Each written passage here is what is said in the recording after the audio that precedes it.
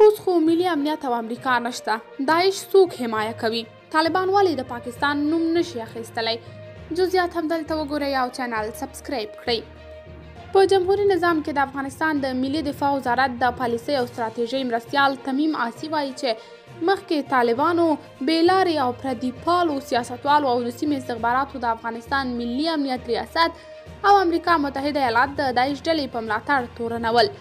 د هغه په وینا اوس چې نه د افغانستان د ملي امنیت ریاست پاتې او نه امریکا په افغانستان کې حضور لري او افغانستان په بشپړ ډول د طالبانو او د دوی د سیمه ییزو بادارانو په ولکه کې دی، د داعش په نوم بریدونه څوک کوي؟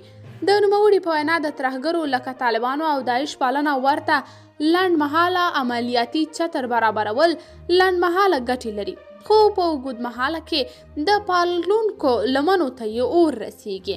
د تمیم آسی په خبره پاکستان په دې برخه کې ښه مثال چې په 90مه لسیزه د خپلو امنیتي سیاستونو بیه اوس پرې کوي. د دغه پخواني افغان مقام په وینا له ترهګرۍ سره لوبه له اور سره لوبې دي. دا څرګندونې په داسې حال کې دي چې پرون په کابل کې د کانکور ازموینې د چمتووالي پر یوه مرکز ځانمرګي برید درنه مرګ ژوبله واړوله. قدرمنو کتونکو، تاسې د دې موضوع په هکله څه نظر لرئ؟ کمنټ کې شریک، ویډیو لایک او چینل سبسکرایب کړئ.